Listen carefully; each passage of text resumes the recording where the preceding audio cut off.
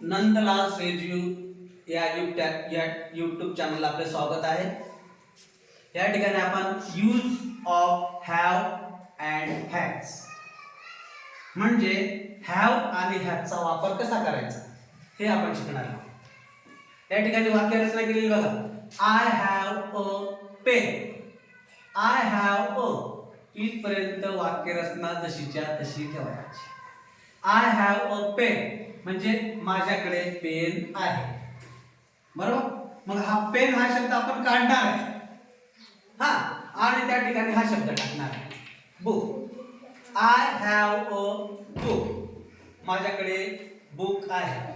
I have a mobile माझ्याकडे mobile आहे. I have a slate. I have a bottle. I have a bag.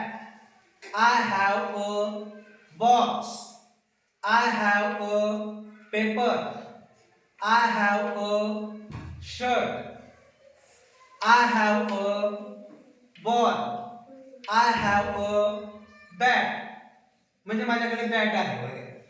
हा तर I have a compass. I have a carom. I have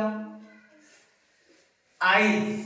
जेव्हा एकापेक्षा अधिक वस्तू असतील तेव्हा हा ए लावायचा नाही, ए काढून टाकायचा आहे. I have to hands.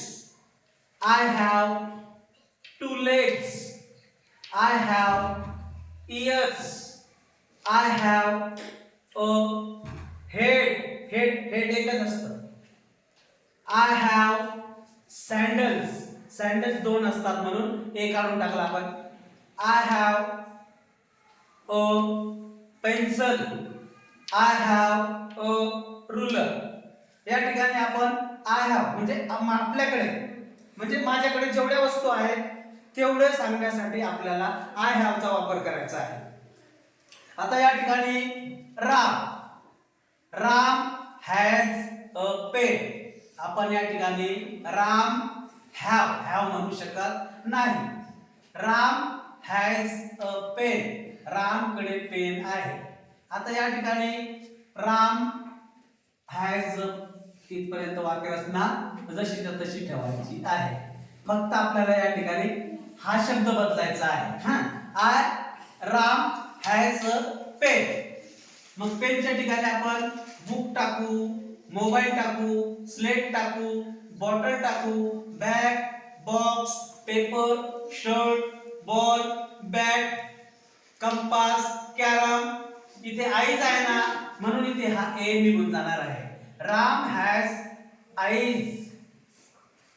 Ram has two hands. Ram has two legs. Ram has ears. Ram has a head. रामला डोके आहे. Ram has sandals. Ram has a pencil. Ram has a ruler. ज्याप्रमाणे आपण राम हॅज अ पेन याची वाक्य बघितले तसंच आपण गीता हॅज अ पेन म्हणजे गीता हॅज इथपर्यंत आपल्याला वाक्यरचना बदलायची नाही. फक्त आपल्याला या ठिकाणी वेगळा शब्द टाकायचा आहे. गीताकडे ज्या ज्या वस्तू असतील त्या सांगायच्या आहेत. Gita has a book. गीताकडे बुक आहे. Gita has a mobile. गीताकडे मोबाईल आहे. Gita has a slate. Gita has a bottle. Gita has a bag. Gita has a box. Gita has a paper. Gita has a shirt. Gita has a ball. Gita has a bat. Gita has a compass. Gita has a carom.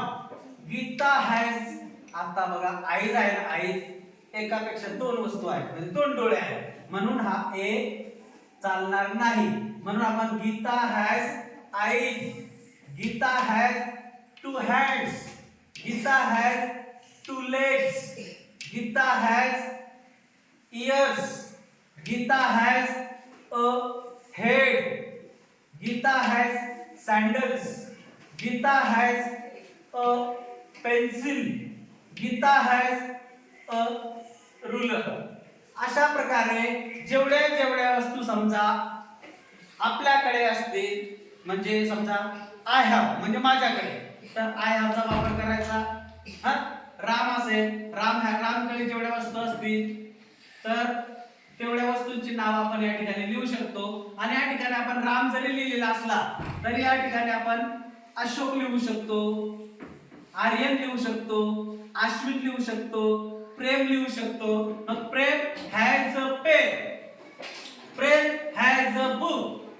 हा, तसं आता या ठिकाणी गीता लिहिलेलं आहे की नाही, हा गीता पण शब्द आपण काढू शकतो. समजा या ठिकाणी सीता हॅज अ पेन, हा, विद्या हॅज अ पेन, आणखी जेवढ्या मुलींची नावं असतील त्या, Kareena has a pen, Madhuri has a pen. बरोबर.